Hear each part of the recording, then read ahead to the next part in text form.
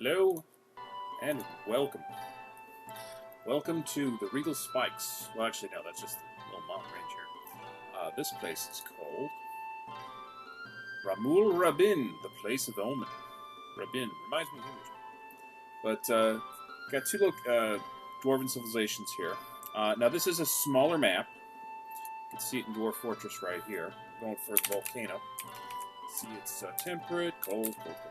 And right below it, it's freezing. In fact, if we go right below the volcano, then it's freezing. This Taijia down here. We're going for here. We're going to actually do this. We're going to do a 5x5. And we got, just to give you a little history about the place, we have more dwarves than anything else. Second is the goblins, then the elves and the humans. I'd say that the elves are doing the best, and I'll show you why. We got two dwarven civilizations. One's a little bit on the ropes, though. It doesn't seem like that. I mean, the humans are really on the ropes. Let's go to the humans first. The Empire of Helping. Sound like such nice people, but, you know.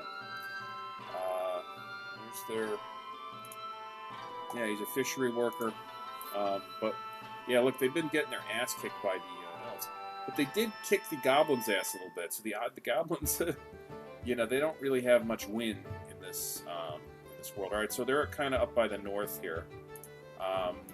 So they're up here. You can see the human civilization from there. One is Elven, because as you can see, the elves really have been kicking ass here. So we'll go to the Fang of Hope. Fang sounds nice, but you see this is where they took the humans up there. And they've been kicking the goblins' ass, too. Although the goblins got a little bit of victory on them as well. The humans, you know, got in on them a little bit, but they've been doing better than normal. See great natural sights. That's what lower. Okay, so that's the Fang of Hope. The Humid Hex, the goblins.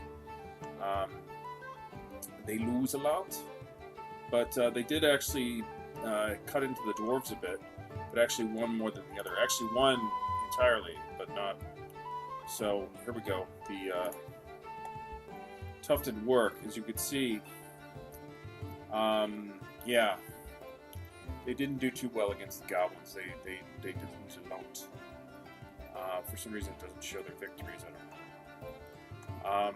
There's their kings, Sakud. I'm not going to go with this one, but it's the smaller of the two. I don't know. It's possible that I might, but I probably won't. I think this is funny. Glaze Dive, the Tired Balls. I'm not mature, so that's why I think it's funny. It's a legendary item. I don't know exactly what it is, but, you know. Tired Balls. It's fun. You know. Never mind. I'm stupid. Alright, so that's that, you know, but the thing is that I like to look at the king to make sure that they don't want to be immortal, or they're vampire werewolf, because I can't stand vampires and werewolves. And that's the case with both the kings, because I already looked at this. The tufted work.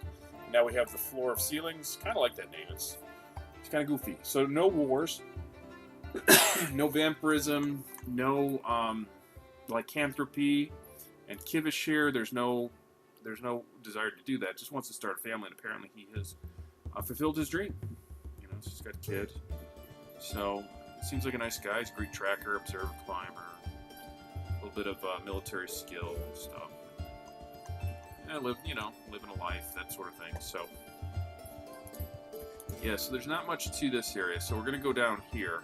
The Floor of Ceilings, as you can see, is we're out here. So, like, you know, nobody's claimed that volcano. So let's go down there and do that. So it's going to be a 5x5 here. As you can see, we got two biomes. We have this one, the Hill of Woods. The Hills of Wood. It's interesting. All right, so now this was a smaller area, the second smallest. It's a short history, so the second shortest. So that's that. And then it's medium sites and medium civilizations. And that's usually what you get with a small world. It's good. I mean, you're lucky to get all the civilizations. A lot of times, one or two get wiped out. Sometimes three get wiped out. So, you know, especially with the very high savagery, which we'll get to in a minute. So, so we got medium of both of that. Now, the savagery, the beasts, and the mineral are cranked to the max. So, very high beast, very high savagery, and minerals everywhere. Now this is wilderness. It's got moderate vegetation, so I'll be able to find vegetables and stuff pretty easy. I'm going to do a lot of foraging. Woodland, so we'll have plenty of trees. It's cold, but it's not freezing, so I should have a thaw. I hope it's more than brief. The stream's name is Puppet Static, which is a terrible name, but the volcano is cool. It's called the Sinful Torches. I like that. It's got everything: sand, clay, very deep soil, shallow and deep metals, and flux-stone. And now that's, all but 3. These other 3 here, boom. The forest of Severing, the Taigea, so that's what you usually find closer to these frozen tundras down here. Heavily forested, so plenty of trees, thick, untamed wilds. Again, this is kind of the same breakdown. To give the micro breakdown, which I like to do, there's no sand here, but there's clay and there's some soil. There's little soil by the volcano itself, and on this one here, everywhere else there's sand. See, but deep soil, very deep soil. You get close to the river, it's very deep soil. But you can see, yeah, there's sand all throughout there. And then we go over here, very deep soil. And then we go into the Taigea, and it's all the same. Very deep soil, shallow metals, deep metal, flux-stone, clay, sand. So we got lots of goodies. So, like that. So, the tufted work, we're going to go with the floor ceilings. Now, here's the elevation. It's kind of all over the place. You can see 8 to extreme cliffs. So this is 8 all the way to 20-something. And then we got 10s in here. We got 6 down here. I don't know what this water is. It always shows 0, but you can see very high cliffs over there. So we'll see.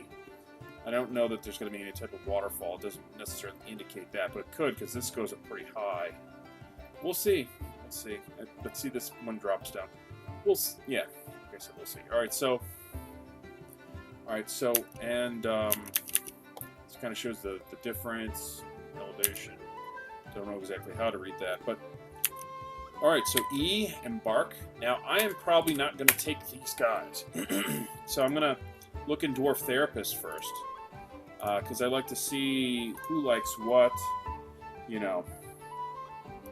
It's weapon rack, so I kind of just sort of click clear glass, so that's a plus. But I'm just choosing to be very picky, and I've done this a couple times where I've gone through and I've kind of exhausted myself, and then I step. Oh, beds! I like beds. I like to have good beds. Peachwood is pretty good, and I kind of look at all these. I'm already know I'm pretty much not going to take them, because like this person right here is not very good. Sometimes I see who's a good militia commander. I like it to be a guy, because I don't like them to bring dwarven babies into battles. But they'll do that if a woman gets married and has a baby. Like Mincott would be okay, because she is asexual. Let's see. Sexual orientation. Yeah.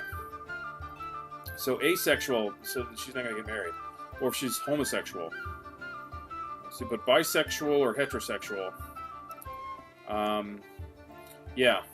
Then they may have a baby and then bring the baby into battle. No dwarven daycare. I don't know if there's going to be any dwarven daycare, so I like it to be guys for that reason. Especially, well, not especially, because they used to have danger rooms, and that was especially disgusting, because they'd bring the babies in there. It was pretty awful. Also pets. It was just, yeah. But they've nerfed that, so... Well, they nerfed it in the sense that you can get hurt much more in the danger rooms. Alright, so I'm going to re-roll, and by re-roll, I'll show you, I just kind of do this. I board game. I probably won't go with this group either, because I've probably looked at, oh god, probably like 40 groups, because I'm just, for some reason, I'm in the mood to be picky about this one. Really picky. I want them to have really certain likes, and like I said, very picky. But yeah, but and the thing is that I get pickier, because then I look at these great groups and I'm like, iron is cool. I kind of like that for a mechanic, actually, funny enough, because make iron serpentine. Yeah, I don't know. Sometimes I go for that. So yeah, I probably won't go with this group either. Doors, but what kind of material? Like sterling silver, that's an ally I don't usually mess with. I like small item. So it's better if it's porcelain, though, because I don't know if that really matters. Colonite's not the final product, porcelain is. So, yeah, I look at all this stuff, and I like to kind of tailor it to the dwarves themselves. That's kind of how I like to play. Well, that is. Shouldn't say kind of, because it's, yeah, that's how I like to play. All right, so, Ruddle. I like Ruddle. So, yeah, I'm going to go over this, and I'm going to re-roll a couple times. Then I can keep this group, and I will be back. Well, finally got a group I like. Yeah, this is them. I'll go through them. We got Cog. Schmendel Mochte Hat, or I don't know. Yeah, I did a terrible job, but Cog. Just go with Cog. Cog's the cook. Also, is the broker. This is what I do for broker. A persuader, negotiator, and appraiser. They skill up pretty quickly. So, meaning you either have it or you don't sometimes. Some dwarfs never develop it. Consoler. He's like, okay, cry my shoulder. Pacifier, don't hit that other dwarf in the face. You know, so I think there's some good social skills. I like to try and give them out as much as I can. And that's what I did. So, yeah, 51.39. Pretty good broker skills. 56.11. Yeah, good appraiser. Although it's less important. Feels dower as a rule. Yeah, impervious to the effects of stress. That's good. Occasionally overindulges. All right, so that's Cog. We go to Sodal. Weaponsmith, Armorsmith. Yeah, Sodal right here like steel. So that's cool.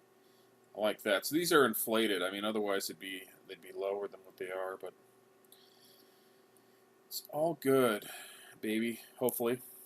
Like spins. So yeah, that's Sodal. And if you want to see Sodal's personality, there it is. You can pause the screen if you want, but it doesn't handle straight. It has a grease straight. All right, so Toulon is the mechanic, and I made Toulon a hunter too.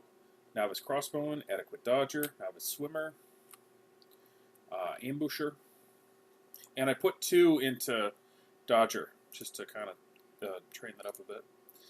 So yeah, not too bad. I didn't get a militia dwarf. Nobody really is good at teachers, so it's like, okay. But not too bad on this stuff, you know. Dodger is not good, but there's 2 points in it, so that'll improve. Yeah, because now that I'm thinking of it, I was thinking, maybe I could put some social skills into Toulon too, because why not? So there's reasons why not, but yeah, we can clear the area as far as like if we have a lot of, we'll be in the food. So, and also with Toulon, mechanic is 44.49, which is not great, but likes Mika, and hopefully I could find some Mika. Also likes iron, so I can make iron mechanisms, and I think that's cool. I won't make a lot of iron mechanisms, but I'll make a few. Okay, we got Shem. Shem is our carpenter leather worker, so carpenter should probably be the main act unless somebody comes along better, but hey, you know, 67.93, so that's good. And then, yeah, here, likes to work with leather. 70.17 with nothing in it, so that's pretty good. Boom. Yeah, this is pretty good too. But that's because, see, these like donkey hoof and snail shell, that's only if you get them, so those numbers can be misleading.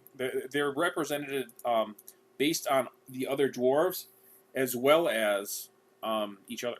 So it's got 2 factors, because you can actually have it where, like for instance, you can have something where everybody has red. It's a pretty good group. All right, like Adil has got 51 in nurse, but you can see everybody else is in the red.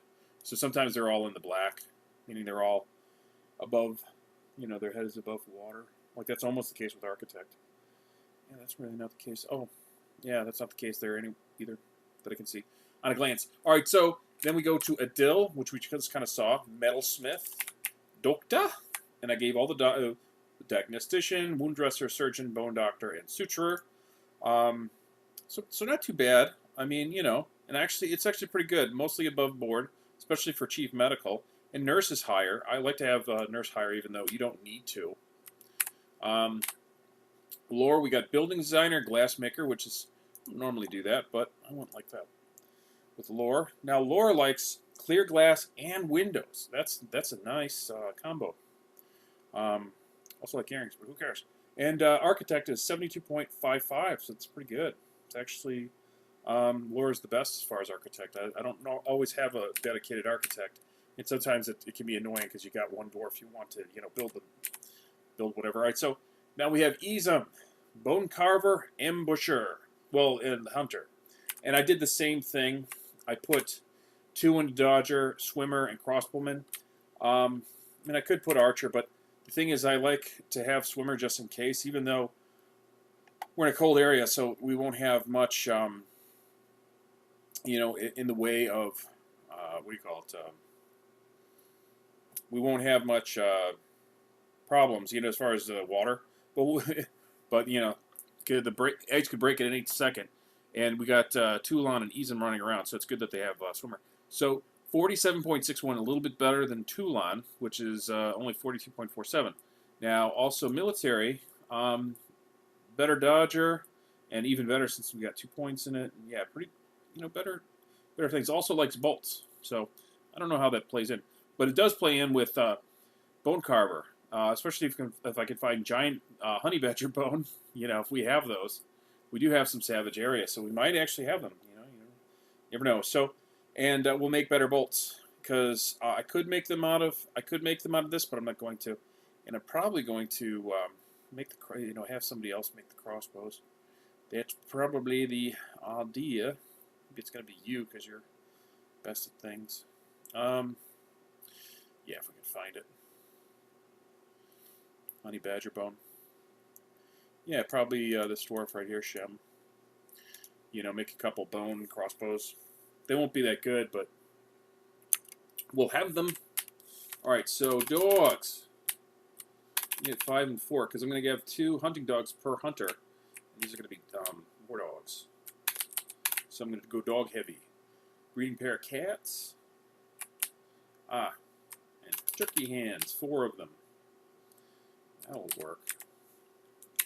All right, and then drinks. Just going to get a Spartan amount. That's 1 barrel. That's 2 barrels because it's a little bit of an exploit, but it's okay. Well, I say it's okay. Maybe it's not okay for you. If you do on the 5s and the 10s, you're shorting yourself a barrel, kind of. You know, the thing is that you can imagine the outpost liaison who's outfitting our group. You know, kind of looking at us out of the corner of the eyes, like, oh, so you want just a little bit more, okay? Because they have to pitch in the barrel. But we're starting a mountain home for them. So my thing is that I think that that's good. That, you know, that they should. Damn it. Stop it. You're talking to me, not you. All right, so willow logs, I'm going to get that 1. It's going to turn into charcoal. Charcoal is 10. Willow log is 3. Bituminous coal, and then we'll use all this coal, and I'm going to get a lot. See, I got a lot of dogs, so... Okay, I don't know if I'm going to be able to get my normal amount. I probably won't, actually. Malachite, I'd like to get 21. Malachite's the ore of copper, so each of those is 4 copper bars. Cassiterite is the ore of tin, so each of these are 4 tin bars. You smelt them together, you actually get bronze, and bronze is good military metal. Got that extra 1 up here of malachite, so this is the ore of zinc. If I smelt those 2 together, I get brass, so 8 brass. So, that's good. Sand. Yeah, see, I'm going to want more sand than that. Okay, so what am I going to take it out of? Well, I guess I could take it out of the bituminous coal because we're in a mountain in bark. So I'm going to get my milks. Milk quartz. Gems are very pretty, so the dwarves can stare at them. Just kidding, I just do that to get them out of the way. So. 5, 4, 3, 2, 1. So each of these you get a barrel. That's an exploit, but the main reason I do it is because I can get the milks and I can turn permissions off, so we don't cook them, so we can make them into cheese. So if I get yak milk or donkey milk later, or yak and donkey and milk it, I don't have to worry about it turning into, yak milk biscuits. I want to make yak cheese biscuits. That's kind of what I want to do. Get those out of the way. Put that into sand. Yeah, see, that's fine, because we got a volcano, so. But the thing is that it's just quicker to use everything right, you know, from the get-go. So, yeah, I got the iron anvil there. Fort name, what do you guys want to call it? Passion wheel. I don't like it. I don't like it. I almost went with it, but I don't like it. Bell pearl. Whipblade. Come on, man. Frosty labor. Actually, let's go with frosty something. We'll compromise. Oh, whoops. 8 hatchets? No.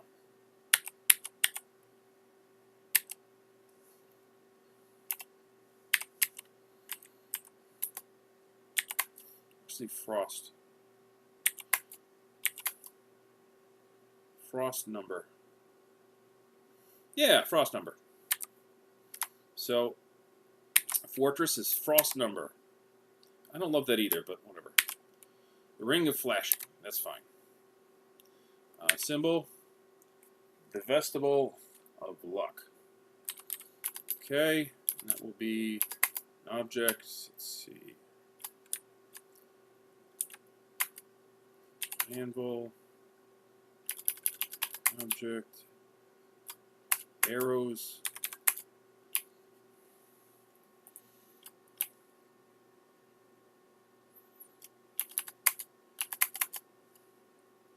Well, that doesn't make sense because you don't have, yeah, I don't like that. They're not shooting it. Action relationship. Ah, there we go. Yes, the Vestibule of Luck is an image of an anvil and arrows. The arrows are cooking the anvil. It makes much more sense. All right, so yes, that's good. E, embark. We're embarking. How exciting. I gotta go soon. I gotta go to work.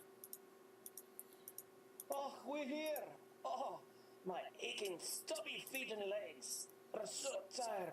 I need to learn to ride a cow. Sasquatches. We probably won't see them. I think that's Frostnumber. All right, so we're almost done. We are almost done. Oh, let's have some music. Nice music. I like sunsets. Okay, we do not have a broken wagon. Very nice. What's a wagon made out of? Hazelwood. Not important, but okay, duly noted. Okay, we're not too far away from the volcano. We got microcline. Oh, yeah, that's right. My mechanic likes microcline, if memory serves. Oh, maybe not. See, is that right? Mika. No, I had some other dwarf that liked it. I don't have a mason, but we'll make somebody the mason. Yeah. Alright, cool. So we can actually build right on top of it. We got here, we got Galena. We got, so that's the very corner. So yeah, it's not even the chop. That's the chop. We got, it looks like that's tetrahedrite there. Looks like rhyolite right by it. Got sand stuff. Bet that's rhyolite. Yeah, not relevant. Nobody really likes it. My group. It's like some kind of clay. Yeah, clay loam. Native copper. A lot of rhyolite.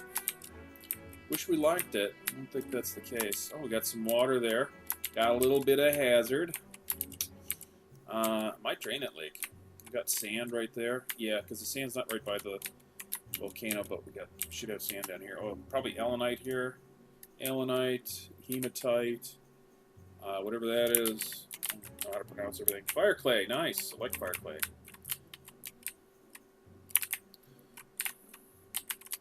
Looks like more tetrahedrite. Yeah, just kind of zoom out. You can kind of see right there. You know what? Actually. Yeah, I like that. I'm going to keep that. It looks like mostly clay and loam rhyolite. Yeah, a lot of earth. Oh, we got a lot of microcline, so that's good. Where are we? We're up here. So yeah, we have access to microcline down here. Go down. Looks like, I think that's fire clay. I'm not sure. Or some type of loam. Oh, looks like limonite there. Looks like Garnite. No, looks like olivine. Yeah, olivine, orthoclase, galena. Plenty of fire clay. Good deal. Looks like we got some cobalite up there. It's just a stone. Looks like more olivine there. Could be serpentine. Yeah, got some stuff. And there's the river down there. So we'll have, yeah, and that's a stream. Yeah, there's another hazard right here. Yeah, and actually, this will be pretty easy to avoid. So, and I don't think that we're going to actually have to worry too much about